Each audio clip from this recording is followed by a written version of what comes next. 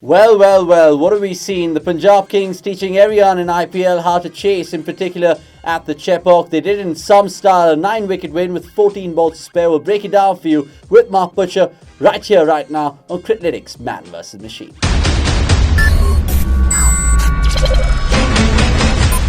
Yeah, so watching Criclytics Man vs. Machine, where we of course put the man to the test against the machine. In this case, Mark Butcher against the Criclytics system. And unfortunately for Mark, he's gone down 2-1 in terms of predictions. We'll tell you that and much more. But first up, Mark, what do you make of that dull encounter at Chepauk? It didn't really catch fire, did it, at any point, that game?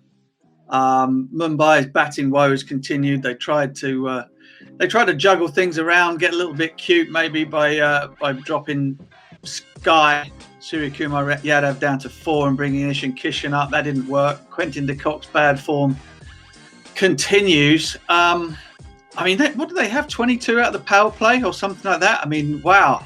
And I suppose you have to give an enormous amount of credit to Punjab Kings. I said they needed to try and put Mumbai under pressure as they weren't firing. And who would have had Moses Henriques to open the bowling? I don't think he's done that since 2013.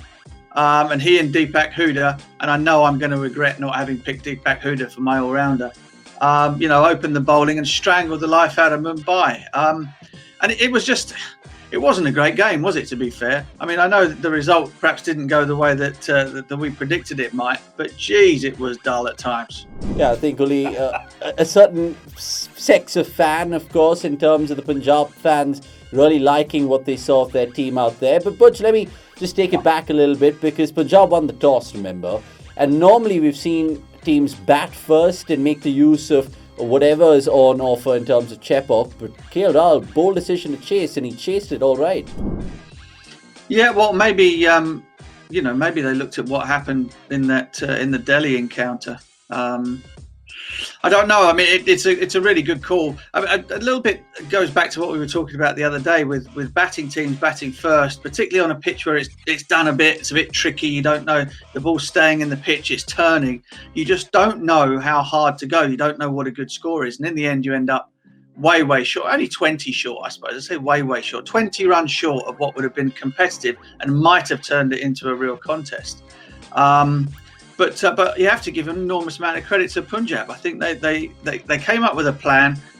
They executed it really well. And Mumbai, once again with the bat, had no answer. Yeah, kudos to KL and Kumble, because at the toss, which they won, remember, they just made that one change, a like-for-like change in Ravi Bishnoi coming in, getting his first game for the competition for Murugan Ashwin, I should say. And boy, he took like a duck to water, apart from a couple of misfields. Let's talk about Mumbai Indians, Butch, because look, they have of course played 5. They've won 2, lost 3. But the ones that they won against KKR and Sunrise Hyderabad, it was similar on what happened today. Punjab again going and finishing the job. The other teams didn't do that. It could have been a case of Mumbai Indians losing 5 in the trot. Do you agree with that? Yeah, possibly. I mean, it's an extraordinary thing to say, isn't it? And everybody still sort of fancies them to, if not win it, perhaps make it to the final. But they're just not firing at all at the moment. Yeah. And I'm not entirely sure, how to fix that. They by and large have got their, what you'd say their preferred 11 is out there. It's just that the players that they're picking are not performing to the level that they know they can. So yeah, it could be a lot worse. I mean, look, their record is exactly the same in terms of wins and losses as Punjab Kings. And for Punjab, this is a huge result. For Mumbai, it's a disaster. But at the end of the day, Mumbai is still in the top 4 and Punjab are just outside of it. Yeah, and they shift venue right now, and I don't know if that'll help much because they move up north to Delhi. But we've always seen historically Chepauk and the Firozshah Kotla being like-for-like surfaces, maybe the odd 10-15 run pass score here and there. Let's now unfold the predictions, because you, of course, have been going at it with Criclytics, and unfortunately, like I said, it wasn't a result that you'd fancy, but you got it spot on in terms of batsmen, Butch. Rohit Sharma, so did Criclytics. It was 1-1 there. Rohit Sharma, post-match, in fact, just now, did say there was a good batting deck, and hence you saw Punjab win by 9 wickets. Do you think if they just applied themselves better, they could have probably got 140, 150, like you said. Yeah, I mean, I saw the interview, and on the one hand, he said it was a fine deck, and you can batten it and score runs. But on the other hand, in the same sentence, he said, "Oh, well, we really struggled in the power play. We were trying to hit it, and we couldn't because the pitch was tricky." Which one is it, Rohit? You can't have it both ways. And again, I go back to that 22 in the power play for Mumbai Indians. That's quite extraordinary, really. So. Look, I just don't know. I mean, Quintin de Kock is posing them a bit of a problem at the moment. He's not getting the sort of starts. Rohit himself could have been run out before he scored, and things would have been even worse for them. They just look a little bit dozy for me at the top of the order. They're not quite sort of switched on, not pumped up enough. It's almost like they need the contest. Perhaps it's what happens when you win so often. You need the contest to kind of spark off some sort of an adrenaline before everybody wakes up to what's going on. I think a little bit of an attitude shift might be in order, and they need to come flying out of the blocks in their next encounter and treat it like it's a final, not just a run-of-the-mill game in the group. Yeah, it's almost like what we see in football with Man United these days, that they need a goal to go down before they really get their act together, and Mumbai Indians are similar lines with that. Let's move on to the bowler, because you guys went for Rahul Chahar, and I say you guys as in you, Butch, and Criclytics, but of course it was a pacer, Mohammad Shami. I mean, they both bowled exceptionally well, Mohammad Shami and Ravi Bishnoi, both similar figures, in fact ditto, 2 for 21, but for a pacer to do what he did in Chennai, especially in the death bowling to the likes of Pollard, you got to take your hat off for Mohammad Shami, right? Yeah, what was he? Only went for 6 in the final over.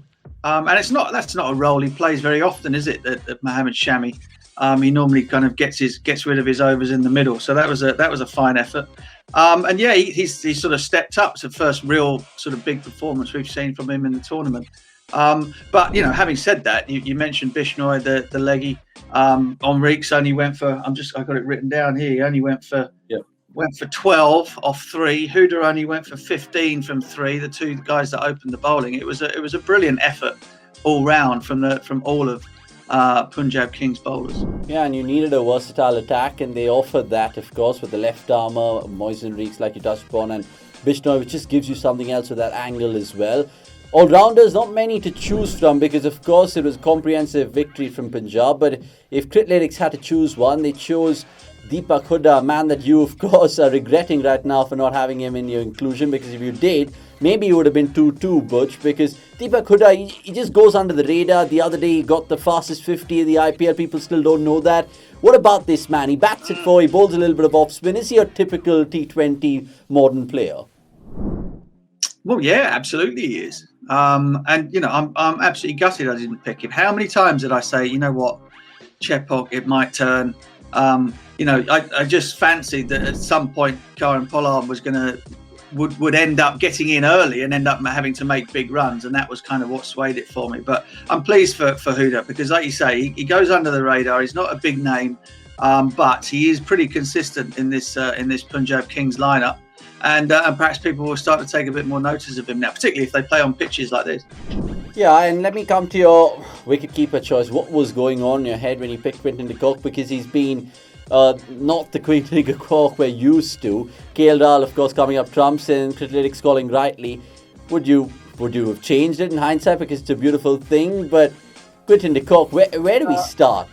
No, I mean, look, I went for Quintin de Kock more in hope than expectation, and because I didn't want to shadow the computer all the way down the list. And I guess sort of thinking, well, at some point, a player who is as good as Quintin de Kock will kind of come. He can't fail every single game, But unfortunately, that's been the case. So I won't be picking him again. That's the last. That's you're done. I'm out of here. Cross me off your fan list there, Quintin. You've done me tonight. Yeah, because every time you've gone for a South African, my producer tells me they've not really delivered to your expectations. But so maybe you should really reconsider your choice. Apart from A.B. de Villiers, because he's always there and thereabouts in terms of your points and runs and whatnot. Finally, result-wise, you could have been a bold man and said Punjab, but you went with, again, what Criclytics said. Both of you guys lose out here, which means 2-1 to the Criclytics. And we leave it there, but of course you come back to join us in due course. So what do you have to say with your whole just match up against the machine? Well, I mean, it's kind of tough.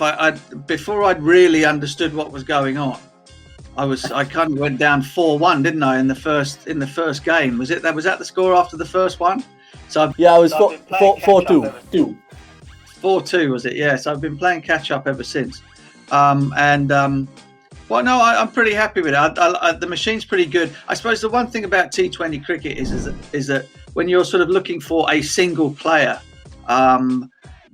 there are a few players who are always guaranteed to do something, and they're generally the openers, aren't they? Openers and the bowling lineup. And so trying to get your batting, which is why you always end up with the player and the computer going for the same guy when it comes to the batsman, or generally speaking, because you've got such a narrow gap to choose from for guys that are going to bat. For example, that Kings only lost 1 wicket today. Who said that low scoring games are more exciting? They're not, are they? They're not. No, I resonate those thoughts. I wish we have more of you in, of course, the days to come. But we'll leave it there. Thank you, of course, for your time. Just before we go, what plans for the weekend? Because Saturday, Sunday has great offerings in terms of the IPL. Are you going to be catching up some golf, some great weather? What's it looking like back in the UK? Yeah, weather's warmed up a tiny bit. It's now about 13 degrees, so you still can't get away with wearing a t-shirt outside. But at least the sun's shining. So yeah, I might get out, keep an eye on the IPL, of course, and I will see you guys. When will I see you guys? Well, I'll be after the game tomorrow, and then you've got Brian Charles back, I guess. Yeah, we've got Brian Charles. We've got, of course, Sabah Kareem, the ex-Indian wicket-keeper, and Jarrod Kimber, of course, the man who knows a thing or two about cricket data. So we're well equipped. Oh, he does. Yeah, for sure. Anyway, it's been fun chatting with you. We'll catch you soon, Butch. And I think we have to go get my food because there's a lockdown right now. So I'm just trying to speed it up. Hey, you guys stay safe out there, huh? I know it's getting bad. Yeah, it's pretty bad. So right now, fingers crossed, we are also eligible to get our first shots. So let's see how that goes. Right, so there was Mark Butcher, of course, going on about what not after this cricket game that we just saw, Punjab versus Mumbai. You can catch all of the reviews and previews of every other game on cricket.com. Don't go anywhere. Watch this space. We'll be back with more.